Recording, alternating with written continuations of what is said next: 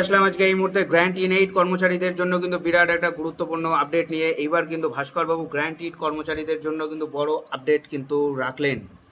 কবে পেতে পারেন গ্র্যান্ড ইট কর্মচারীদের তাদের বকেয়া দিয়ে? ভাস্করবাবু তার বিবৃতিতে কি বলছে, সো ভিডিওটা কন্টিনিউ করুন স্কিপ না করে।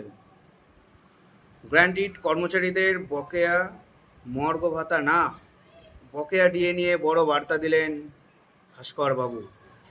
গত ফেব্রুয়ারি মাসে নির্দেশ দিয়েছিল সুপ্রিম কোর্ট, সেই মতো রাজ্য সরকারি কর্মী অবসরপ্রাপ্তদের পঞ্চম পে কমিশনের বকেয়া ডিএ মেটানো শুরু করেছে রাজ্য। তাদের মধ্যে একটি অংশ ইতিমধ্যে বকেয়া পেয়ে গেলেও এখনও বঞ্চিত আছে গ্র্যান্ট ইন এইড কর্মচারীরা। কবে তারাও পাবেন বকেয়া, এই নিয়ে ক্ষোভ বাড়ছে রাজ্য সরকারি কর্মচারী মহলে। এখনও গ্র্যান্ট ইন এইড কর্মচারীদের বকেয়া ডিএর টাকাও পাননি বলে অভিযোগ। এই নিয়ে সমাজ মাধ্যমে সংগ্রামী যৌথ মঞ্চের আহ্বায়ক ভাস্কর ঘোষ লিখেছেন, আগামী 18/8/2026 তারিখে সুপ্রিম কোর্টের 8 নম্বর কোর্টের ডিএ কেস শুনানি আছে। সংগ্রামী যৌথ মঞ্চের পক্ষ থেকে সরকার পোষিত গ্র্যান্ট ইন এইড কর্মচারীদের বকেয়া না পাওয়ার বিষয়টি জোরদারভাবে উপস্থাপন করা হবে। শেষবার ডিএ মামলার শুনানি পিছিয়ে যায় সুপ্রিম কোর্টে। আগামী 18 আগস্ট এই মামলার পরবর্তী শুনানির দিনক্ষণ স্থির করেছে সুপ্রিম কোর্ট। 18 তারিখ দুপুর 2টোয় ফের শুনানি হবে বলে গতকাল সুপ্রিম কোর্টের বিচারপতি সঞ্জয় কারোল এবং বিচারপতি প্রশান্ত কুমার মিশ্রের বেঞ্চ জানিয়েছে। শেষ শুনানিতে সুপ্রিম কোর্ট গঠিত মনিটরিং কমিটিকে সব পক্ষে রিপোর্ট দেওয়ার নির্দেশ দেওয়া হয়েছিল। ইতিমধ্যে সেই রিপোর্ট জমা পড়েছে।